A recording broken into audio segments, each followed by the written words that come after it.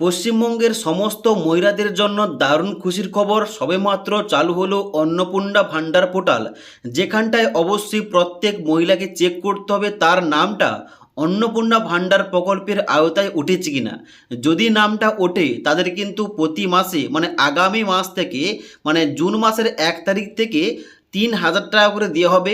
তাই কিভাবে চেক করতে হবে এবং তার সঙ্গে সঙ্গে যারা হয়তো আগে লক্ষ্মীর ভাণ্ডার টাকা পেত না, যারা নতুনভাবে এই অন্নপূর্ণা ভাণ্ডার প্রকল্পে আবেদন করতে চায় তাদের কিভাবে আবেদন করতে হবে A to Z নিয়ে আজকের ভিডিওটিতে আলোচনা করব। তার জন্য অবশ্যই তোমরা ভিডিওটি না টেনে শেষ পর্যন্ত দেখে নাও। এবার অনস্ক্রিন দেখতে পাচ্ছ আমি কিন্তু বর্তমানে অন্নপূর্ণা ভাণ্ডার পোর্টালটা ওপেন করে রেখেছি।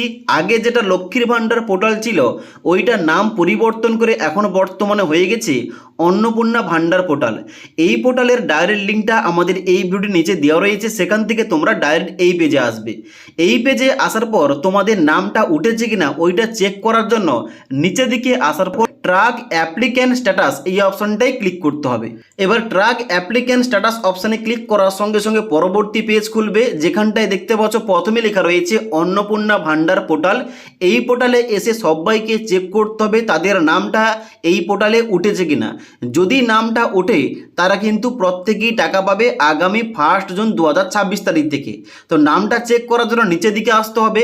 এখানে কয়েকটা অপশান সঠিকভাবে চুজ করতে হবে। প্রথম কি রয়েছে সার্চ ইউজিং, যেখানটায় ক্লিক করার সঙ্গে সঙ্গে অনেকগুলো অপশান দেওয়া হবে।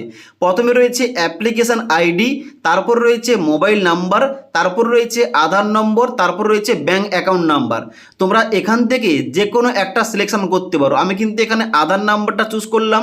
এবার তুমি যেটা চুজ করবে তার নাম্বারটা ডান দিকের ঘরে এন্টার করতে হবে। আমি যেহেতু আধার নাম্বারটা সিলেকশন করেছি, ডান দিকে এই ঘরটায় আমাকে আধার কার্ডের নাম্বার যে মহিলার আমি চেক করছি তার কিন্তু এই ঘরটায় আধার কার্ডের নাম্বার বসাতে হবে এবং ডান দিকে ক্যাপচা কোডটা দেখে থেকে এই ঘরটায় দেওয়ার পর এখানে সার্চ অপশানে ক্লিক করতে হবে। এবার সার্চ অপশানে ক্লিক করার সঙ্গে সঙ্গে নিচের দিকে সমস্ত তথ্যগুলো বেরিয়ে আসবে। কিন্তু এখন বর্তমানে আজ যেহেতু সবেমাত্র এই পোর্টালটা চালু করা হয়েছে, যার জন্য কিন্তু এখন বর্তমানে কোনো কিছু শো করছে না। তবে 1 থেকে 2 দিন পর যখন তোমরা এখানে এই ওয়েবসাইটে এসে তোমাদের আধার নাম্বার কিংবা মোবাইল নাম্বার দিয়ে যখন তোমরা সার্চ করবে, তোমাদের কিন্তু এখানটায় নিচের দিকে তোমাদের এখানে সমস্ত স্ট্যাটাস কিন্তু ওপেন হবে এবং এখানে তোমরা বুঝতে পারবে তোমার নামটা উঠেছে কিনা।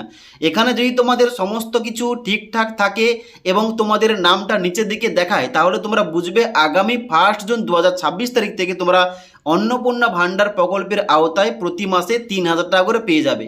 এবার এই ওয়েবসাইটটা সবেমাত্র চালু করা হয়েছে, যার জন্য কিন্তু এখনও বর্তমানে কোনো কিছু দেখাচ্ছে না। তবে পরবর্তীতে স্ট্যাটাস দেখালে তোমাদের কিন্তু এই সম্পর্কে আপডেটটা দিয়ে দেবো। এবার তোমাদের অনেকের প্রশ্ন রয়েছে, যারা হয়তো লক্ষ্মীর ভান্ডার প্রকল্পের টাকাটা পেত না, তারা অন্নপূর্ণা ভান্ডার প্রকল্পে নতুনভাবে আবেদন করতে চায়।